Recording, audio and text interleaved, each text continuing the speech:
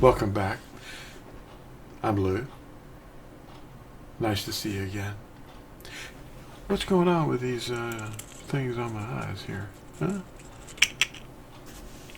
A lot of people have little scales over their eyes. They can't really determine what's real and what's not real because they've been shaped by the thoughts of other men. I'm going to take these off. This is silly. Anyway, the thing I want to talk to you today about in Daily Bread is the greatest commandment. Yahuah affirmed this. The greatest commandment of the two that the Decalogue hangs on is to love Yahuah and love your neighbor as yourself. Well, how do you work out that the greatest commandment? What did Yahusha have to say about that? The greatest commandment, Yaqub, or Jacob, they call him Jacob. There's no J until less than 500 years ago. But Yaqub, who was his half-brother, I guess, didn't have the same father, had the same mother. Yaqub is a warning letter to all generations. Examining that message, we find a statement that contradicts what Christianity has inherited. Yaqub said, "You believe that Yahuah is one, and you do well. Even demons believe that, and shudder in terror." Now this is a reference to the greatest commandment, often called the Shema, a Hebrew word that means listen, hear, and it includes obedience. You obey what you hear. And it's at Deuteronomy 6, verses 4 through 9. Now, in the Daily Bread, we've been reading from Deuteronomy chapter 5, mainly, where the Decalogue is actually given to us, the Ten Commandments. And the chapter after that is chapter 6. And it says to write these commandments on your doorposts and on your gates, and to teach them diligently to your children and to your grandchildren. And there's no end to that. Those 10 commandments, the Decalogue, which is on this Decalogue stone at a hidden mountain in Los Lunas, New Mexico, in North America. Yahusha confirms the greatest commandment of all instructions at Matthew 22, verses 36 through 40. The majority do not recognize that Yahuah is Yahusha. He's one.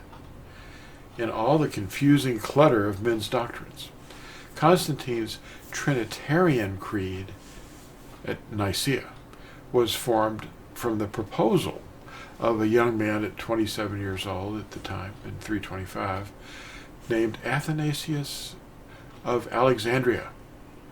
Yet few people know about all the adopted paganism that they're surrounded by. I'd like to read this from the Shema from the BYNV, and let you hear it today. Let me write that. Read this. Okay. All right. Beginning at verse 4 of chapter 6, Deuteronomy.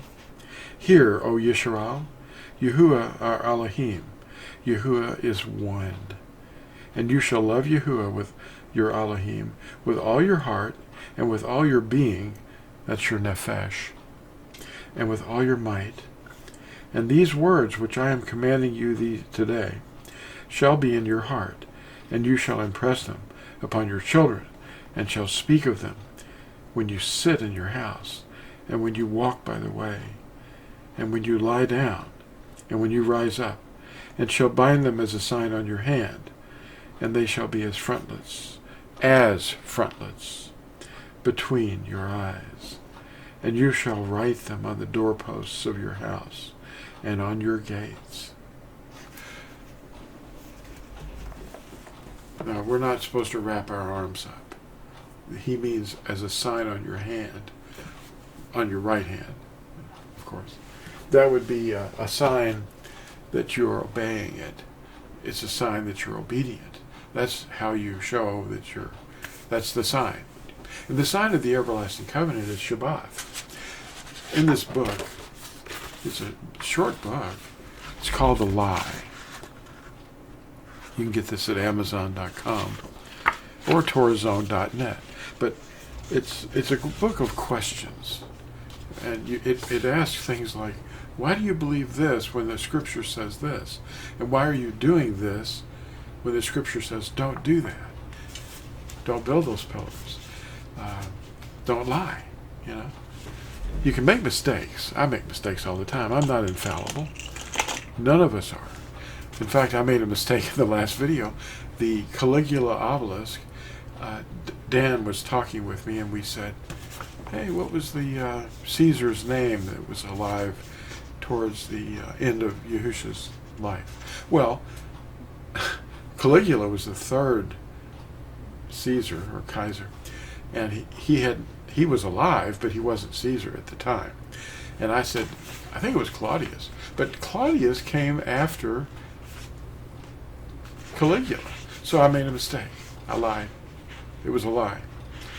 I'm admitting it. So you had the first Caesar was Augustus, the second was Tiberius. He was the one that was alive.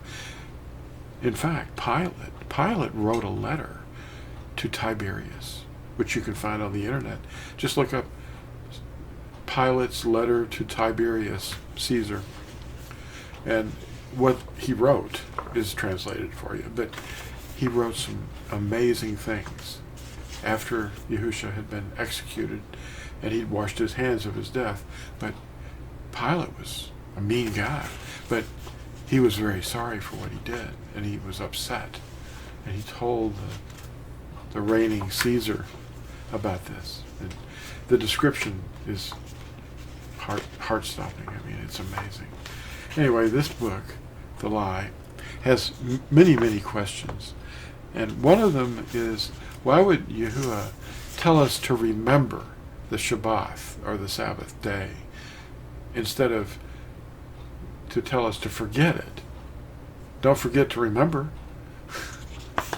He didn't tell us to forget it. He never did. He says, remember this Shabbat. Here's another question. Did Yahuwah tell us that he's three beings in one? And there's a lot of funny little things in here that are almost humorous because of the nonsense. That's what makes comedy so fun. You're watching a comedian, and he's telling you truth. And it's so wild that it sounds funny and ridiculous. That's why people laugh. Here's another question. Can you hear what the Spirit of Yahusha is saying? And here's another question. What is our calling? And I'm giving you lots of scriptures that tells you the answers to these questions. There's another question. What scripture can you find that directs us not to obey the 10 Commandments, or to abandon the 7 redemptive festivals and adopt man-made traditions formerly practiced by pagans? And here's another question. Where and who are these who heap up teachers that are not hearing or bearing sound doctrine, and who have turned aside to myths? Where are those people? They're everywhere. Here's another question. Are rabbits and eggs about fertility? Here's another question. Is Valentine's Day a Roman orgiastic festival under a new name? Yeah, and I explained what it is, what the name of it before was. It's even in the same period of time. Here's another question.